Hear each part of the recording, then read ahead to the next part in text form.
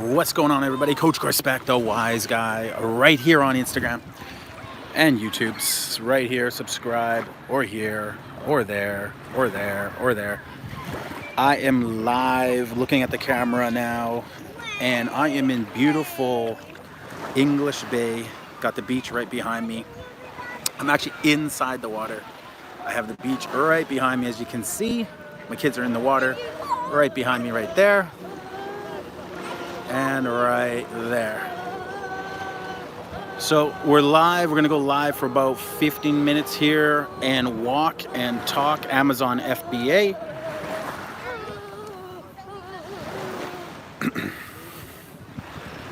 So I'll wait for some people to get in here, but let's walk and talk. Look at the blue sky. Check it out. Ooh, hi Carrie.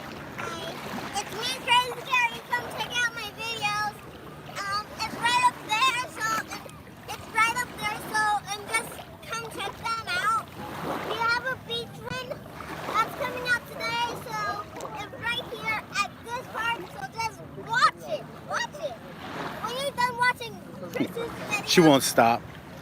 When you're done watching Chris's video, come watch mine. Because I have like lots of them. I even have some on Instagram. All right. Go to Instagram and it will be there. It'll be the same thing. And right now I'm paddling. All right, we'll let her do her thing. Check out that blue sky. What's that up there? So, sky's blue, water's bluer.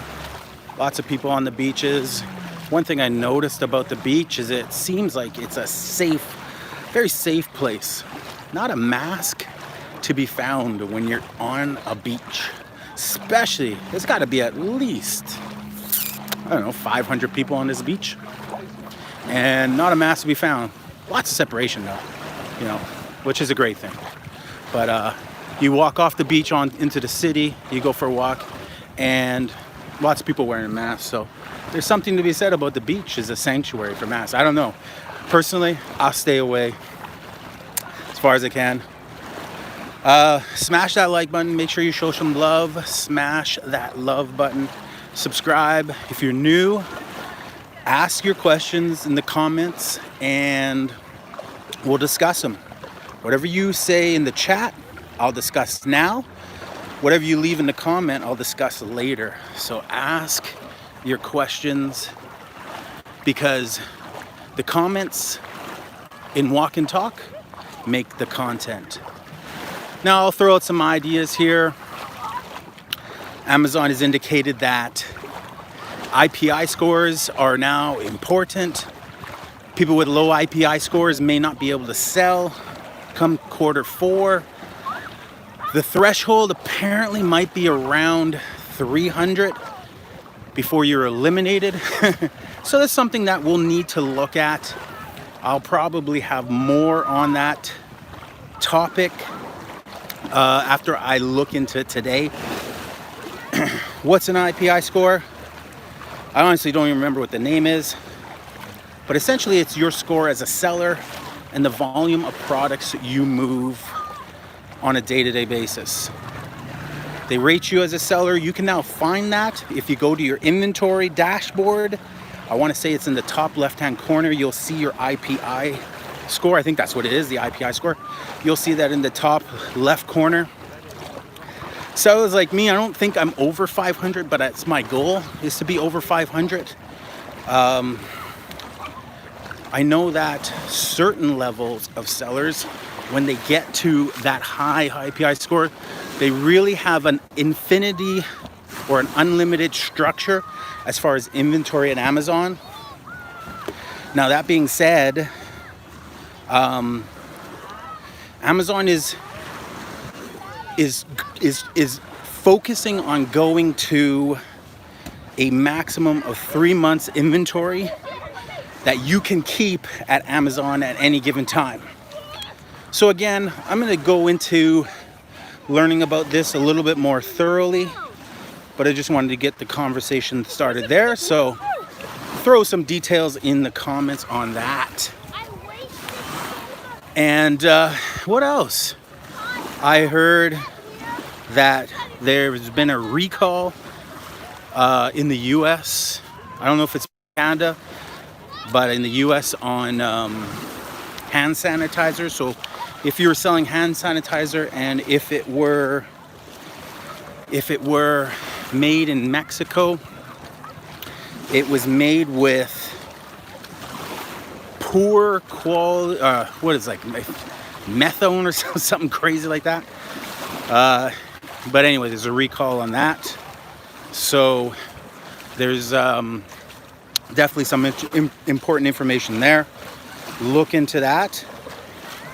I did a couple scans at Dollarama today. Go check out those videos. Really, all I did was really a silent walkthrough. Again, just trying to demonstrate how easy it is to scan everything with your eyes.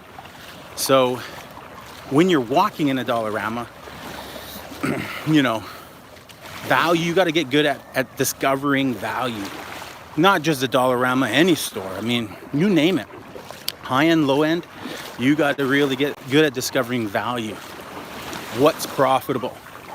You got to spend time in these stores figuring out the profitability of products. And I mentioned to people that it took me, a good 3 months of going every day to really get comfortable. It took me some failed buys to figure out what to do and what not to do, what to recommend and what not to recommend. But I also learned through failing when I buy things, like for example with books. My initial BSR on books was $500,000. And I would buy a lot of books at $500,000. If it had, you know, $25, $30 profit, I'm buying the book. Score, I don't care what the score was. If it had a rank, it was under $500,000, and there was $25 profit, I was buying a lot of those. And I did that a lot. I spent a lot of money sourcing inventory like books based on a rank and then sending that inventory into Amazon. But what I learned through that process is I learned by having inventory at Amazon how frequently it actually sold. And I also learned, and books isn't the greatest example because you can't advertise it, but you can certainly auto price it. That having auto priced my books and having a certain amount of inventory at Amazon, I really got to understand what books, though they weren't ranked great, were rare and popular. So I started to learn that rank, I keep forgetting what my saying is. I gotta go back to my videos. But on rare products, rank is hard to apply. And I don't honestly know how Amazon apply it when a product is rare and profitable and hard to get, but people want it. And there's only, you know, a few out there. And all of a sudden they show up on Amazon. There's only one FBA seller or two FBA sellers that shows up on Amazon. And it sells immediately, but the rank is 200,000 in toys or something ridiculous in books. So I learned that through failing by buying the wrong BSR and inventory. But I learned more than anything how much quantity to buy the BSR. And that's really the point I want to drive home is I would buy specific quantities now based on the BSR number. So in toys, 100,000, 50,000, 10,000, I have different established volumes that I'll buy for each rank. Not just what's the best BSR, Chris? You know, what's the lowest BSR? What BSR do you look for in electronics? What BSR do you look for in computers, video games, toys, books, etc.? For me, it's what tiers of inventory should I buy volume-wise for the different categories. You know, my max BSR could be, in books, could be 500,000, Shit, it could be a million, but I might be a million for specific genres or specific niches, specific titles, specific types of books, like fiction, non-fiction categories, like textbook, etc. What sells, like comic, you name it. Same thing with toys. When I'm looking at the date, when I'm looking at a toy and I buy inventory, I make sure that I spend time looking at when the toy was produced. I want to know how old the toy is. Is it 3 years old? Is it brand new? Is it 6 years old? Because that's going to help me know that, is this toy rare? Because rank doesn't account for rare. There you go, that's what it is. Rank does not account for rare. So, surprise, surprise, it's 7 and no one is on here.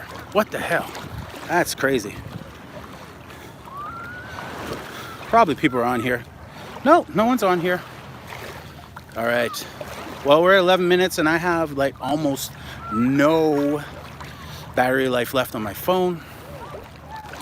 So I'm running out here, but I'm walking through the water on English Bay, as you can see. Check it out. Halfway in the water. And my kids are hanging out. We're having a good time. I think I'll be able to make it to the 50-minute mark, but again, if my battery dies, that's the goal. Try to get enough rambling on topics where the battery can die. Again, what's my goal? My goal is to launch 6 private label products. People, let me express to you this important mindset of mine. Private label is my bread and butter. Retail arbitrage adds stability, but private label is my bread and butter.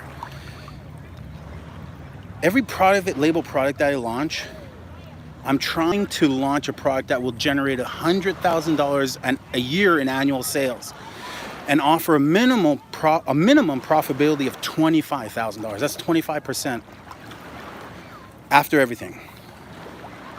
Private label, that's my goal. That's the goal. With retail arbitrage, I don't have the same established goal. So my whole point with that is that that's where the money is. And so, you know, again, I talk about it in my course. My course is certainly is private label. The foundation of it is private label, but that teaches you everything you need to know about selling on Amazon. It shouldn't be called private label specifically. It should be called, you know, those sections, those modules should be specific to the fundamentals of selling on Amazon.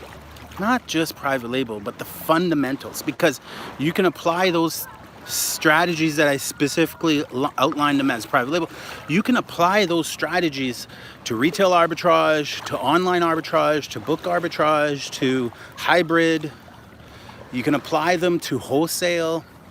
You can apply them to, you know, any kind of business model on Amazon.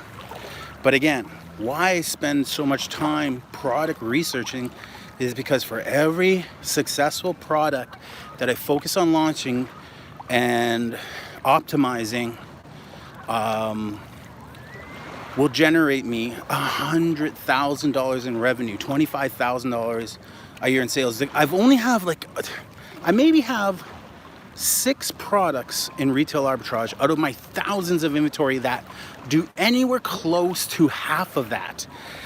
I have lots that do in the thousands of annual sales. It could be partially because I can't get volume on those.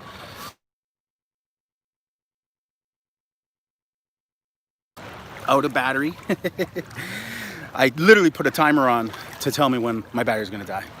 But again, driving it home, private label is where you're gonna have a lot of success. And here's what I'm gonna say that'll help you guys. You don't always have to hit home runs or grand slams with your private label products. A base hit is great. A base hit is a product that does 100 unit sales a month. Just 100. Not 300, not 500, just 100 units. But I'll bet you even 100 units of sales a month is better than any of your retail arbitrage products, or most of your retail arbitrage products. So by sourcing a product that you've done the research, has demand, has low competition, meets certain criteria, meets the price points that you want to sell in, you're gonna find that you're gonna be able to source that inventory easier. You're gonna be able to just order that inventory from your computer. It's easy. You know, I can't make it any more simple than that. It's just about finding the product, and then it's about launching it, and then it's about optimizing it so that it's discovered, and doing everything you can to get some impressions on that product. Whether you're creating its own Facebook page, or you're doing an Instagram page and you're constantly uploading it on Instagram, photos of it in action, all that type of stuff to drive some sort of following to it, give it some sort of branding. Whether you want to pay for a website for it, all that type of stuff is an option. All right, guys, hasn't been anyone on here today, so I am out.